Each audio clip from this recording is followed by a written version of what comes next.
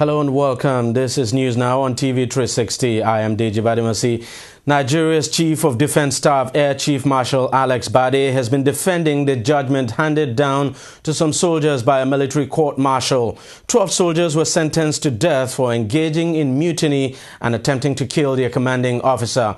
Others got prison terms ranging from life to 2 years with hard labor. Now, this was about 2 weeks ago. Now, several other soldiers are still being court-martialed for their conduct in the battle against the Boko Haram insurgency. Some people have described the judgment handed to the soldiers as harsh, but the CDS told the forum in Abuja that the military was only following the dictates of the law. When we took the oath to become soldiers, we didn't say there's anything like constructive mutiny. Your own is to first obey. We took oath to defend Nigeria with everything we have. I have not heard of any American soldier turning around to run away from Boko Haram. Our own people will jump out of APC because we want to donate APC to Boko Haram. You run away. And yet, we condemn those people to death. We didn't make the laws. The National Assembly made the law. It's there in the books. People are saying, no, you cannot do that. Why would we do it? In fact, maybe you will not push us to go and start doing field court-martial in the bush. We try them. In 5 minutes, we would have been trying them, kill them, bury them, and we'll go on with the fight. But we are trying to show people that the justice system of the military works. That's why we brought them to the court-martial. So let us allow these processes to take place. Your own is not to say we should not kill. The law says so. If you run away from the enemy, it's cowardice. You should die.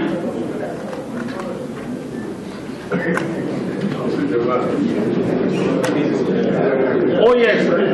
No, really. If you don't do that, then why would I take a gun and you tell me there's an enemy behind that door? Go and kill him. If there are no laws that compel me to do it, I will not. So you must understand with the military. We have, apart from the all Nigerian laws that we are bound by, we have our own that will also compel you to do all those things. Now, the Chief of Defense Staff also said one of the biggest challenges confronting the military is in its fight against the Boko Haram insurgency is that of misinformation, even from within the military itself. Take a listen. Foreign press, they came in here into Nigeria in May. We want to go to Chibok. We allowed them unfettered access to Chibok. Oman, I don't know if you came that time, but we know that Aisha Sise of CNN, El Bagir of CNN, and I think another from Al Jazeera, they interviewed supposed Chibok girls that escaped. They were speaking Hausa. And these are girls that were going to write SSCE. Those ones cannot be those Chibok girls. And they didn't show us their faces so that we would know. Certainly, those were not the girls that were taken from that school. I think we need to shine our eyes. My DDI, Major Akus Olukolade, I used to tease him by saying this is a Tariq Aziz because he has a very, very difficult job. But you see, when even your people are misleading you, what do? There was a report that, we have seen some of the girls, only 8 are missing. It was a very senior officer that gave that information from Chibok area. Well, we are dealing with that situation. And I think that is when people started saying, watch what Chris Olukolade is saying. But he was misled by one of us. There are too many fifth columnists. Too many fifth columnists. Even in very high places, people will call the CDS and tell us, we have seen Boko Haram in so and so place. Go and kill them. Look, you see 2 people on motorcycle. They stop at the market, start shooting. You are calling the military to come from. Where are we going to come from? We are operating the whole of Yobe, the whole of Borno, and the whole of northern Adamawa. We are not God, so we can't be omnipresent. And when you give information, you don't tell us. That's for those that call me. In fact, now I start dodging numbers that I don't know. They tell us, oh, so. Now, how do you dispatch the military? Are you taking 20 people? Are you taking 30? Or you are sending 2? Are you going to carry an aircraft with a bomb that costs $15,000 for one? These are bombs that we have been dropping since 2012 when I came from the air staff. To go and drop on 2 people on motorcycle? Come on. We should start giving accurate information, then it can be worked on. But I want everybody to know that we are not omnipresent and not omnipotent. Only God is that. Now, one other issue Air Chief Marshal Bade spoke about is the role of the military in recent elections in the country. The deployment of the military during election has generated so much debate in Nigeria, with the opposition criticizing it of taking sides. But the CDS says all the allegations are unfounded. When we started election, there was election in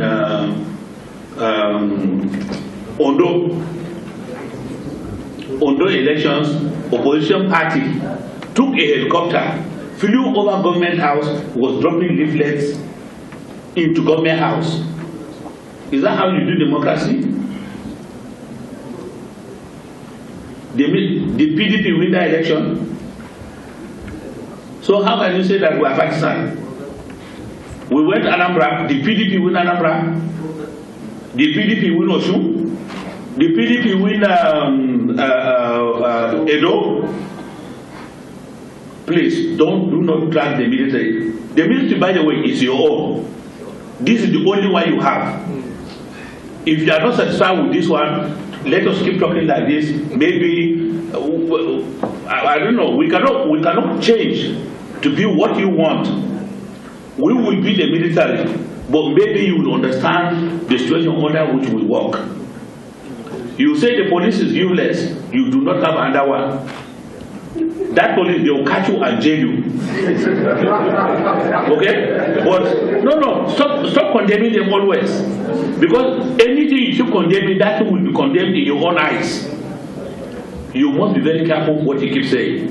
We do not take sides during politics, but we stop people from doing what they are not supposed to do. And you can check everywhere that the elections. Osun State, PDP didn't win, but there was nothing they didn't say about military going to win the election for PDP in Osun. PDP did not win. I know PDP would have loved to win, but they didn't win. We do not go to where there are ballot papers or ballot boxes. We stop people from going up and down. Chief of Defense Staff, that's Nigeria's Chief of Defense Staff, the Air Chief Marshal Alex Bade. Now, the Zone 7 Police Command Headquarters, Abuja, has denied detaining any reporter with the African Independent Television, saying he was merely interrogated for about 5 hours and then released. Spokesperson of the zone, Chidin Zota, in a statement Thursday explained that the reporter was not kept in a cell or beaten by hardened criminals, as he alleged. He says the journalist, identified as Amechi Anekwe, was just questioned and let go. The denial comes days after an Abuja Magistrate Court discharged Anekwe for addressing the Assistant Inspector General of Police in charge of Zone 7, Abuja, Joseph Umbu, as controversial. Umbu ordered the arrest of the AIT senior correspondent for describing him as controversial on a television program, an action that was met with widespread condemnation. Anekwe also alleged that he was kept in a cell with hardened criminals who had spent about 3 years in custody. Betunzota claimed that at the time Anekwe was with the police, there were only 3 suspects in the cell, including a police constable who was detained on disciplinary grounds, adding that none of them has spent more than 1 or 2 days in detention. The police spokesman challenged the reporter to prove the various allegations against AIG Joseph Umbu, stressing that the accusations were meant to, in his words, ridicule Umbu, who is a Johannesburg awardee as the best crime-fighting police chief in Africa and a holder of IGP Medal of Courage. The police spokesperson quoted Umbu as saying that some sections of the media had occupied themselves with attacking his personality, telling falsehood and falsifying facts to justify their purpose in total disregard for principle of fair hearing. Well, that's the position of the AIG. But the fact is that this AIG is very controversial. He shouldn't have done what he did. And I think the best thing he could do now is just to apologize for his action. And let's just hope we don't see this kind of action at all, because it's not. What the police AIG did is not at all in consonance with democracy. For you to get someone arrested and take that person to court for calling you controversial, for God's sake, that is not the way to go. That is not democratic. It's against the tenets of democracy. And indeed, I think AIG Joseph Umbu needs to apologize, because his action was indeed controversial, and there's no question at all that he's a very controversial cop. Now, hours after threatening legal action and demanding an apology, Nigeria's President Goodluck Jonathan's name has been removed from the controversial list of Africa's richest presidents. US-based websites richeslifestyle.com had released a list that it says are the richest African presidents, and our own President Jonathan was ranked jointly 6th with the King of Swaziland with an estimated net worth of $100 million, a claim the president denied, threatening legal action against the publishers. Now, obviously not pleased with the list, the president, through his spokesperson, Ruben Abati, demanded a retraction and condemned the inclusion of his name in the list, describing it as another attempt to unjustifiably portray the president as a corrupt leader and incite public disaffection against him. He added that the president's inclusion in the list is an unacceptable imputation that the president has corruptly enriched himself while in office, which he says is certainly not the case. Well, since the presidency expressed its distaste at the list, it has since been taken down from the U.S. website, although it is not known if any apology was eventually tendered. Now, if you check the website, you would find out that the article on President Jonathan has actually been deleted. Some people have actually jokingly said the president is probably worth more than $100,000. Not my words, joke, I said. Now, former acting governor of Adamawa State, Amadu Fintiri, I should say, has returned to the State House of Assembly as the Speaker. Fintiri was the Speaker of the Assembly, which masterminded the impeachment of former Governor Murtala Nyako in July. A statement by his spokesperson Solomon Komanga in Yola Thursday said the ex-acting governor, I should say, had reverted to his position as a speaker while still pursuing his appeal against his removal as acting governor. Fintiri was sacked as the acting governor of Adamawa State after a federal high court ordered that the deputy governor of the state, Balangilari, be sworn in as governor. Umaru Fintiri has insisted that the ousted governor of the state, Murtala Nyako, received the resignation letter of his erstwhile deputy Balangilari before his impeachment on July 15. He said, contrary to the judgment of the Federal High Court, Abuja, which removed him as the acting governor on Wednesday, Nyako had, after receiving Ngilari's resignation letter, also nominated a state legislator, Adamu Kamale, to replace him. The impeached governor has, however, maintained that his deputy at no point in time tendered any resignation letter to him.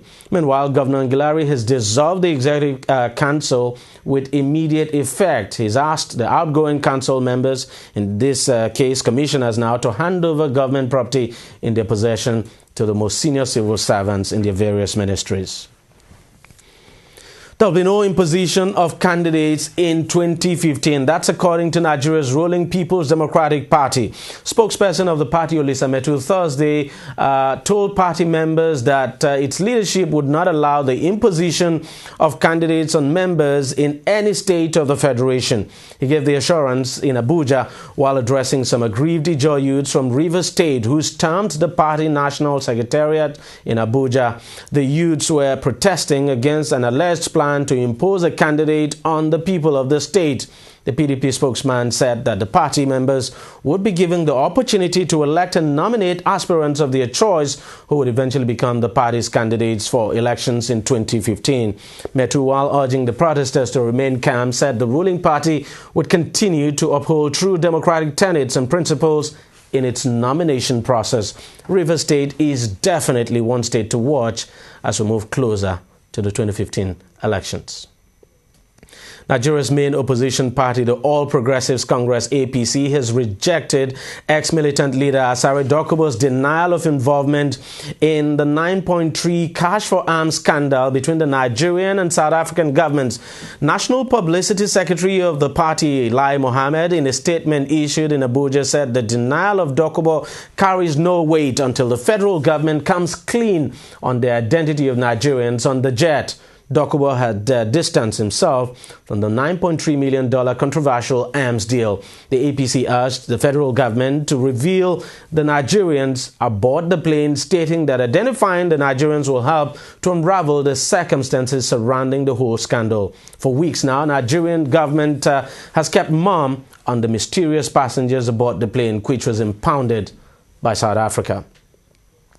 Former Minister of Education and Bring Back Our Girls campaign organizer Obiageli Ezekwesili has said the circumstances surrounding the abduction of over 200 Chibok girls had begun dealing a devastating blow to girl child education in the Northeast geopolitical zone. Speaking in Lagos during a program organized by the United States Consulate marking the 2014 International Day of the Girl Child Thursday, the ex-vice president of the World Bank said that the majority of the parents in the region and now of the view that sending their girl child to school involves making a decision between being alive or getting educated. The inability of the military authorities to bring back the Chibok girls, she said, was discouraging parents in the geopolitical zone to send their daughters to school. According to her, it's become necessary for the federal government and the security forces to secure the release of the abducted girls with a view to boosting girl child education in the Northeast. She said the federal government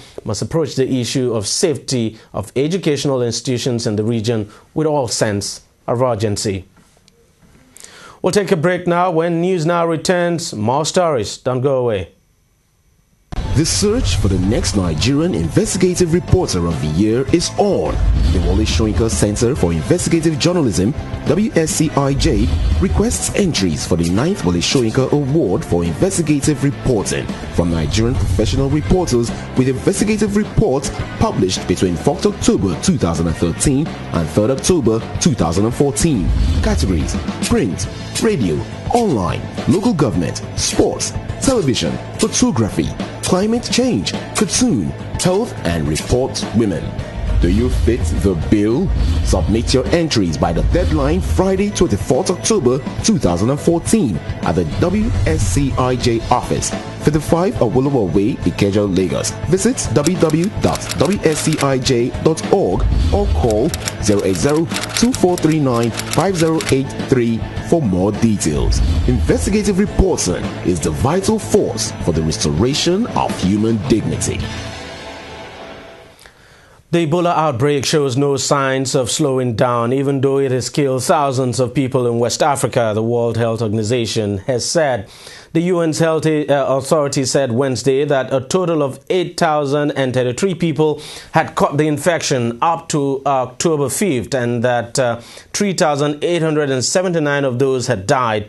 Liberia and Sierra Leone, the two worst hit nations, had less than a quarter of the beds needed. The situation in Guinea, Liberia and Sierra Leone continues to deteriorate with widespread and persistent transmission of Ebola, the organization said. There's no evidence that the EVD epidemic in West Africa has been brought under control at once.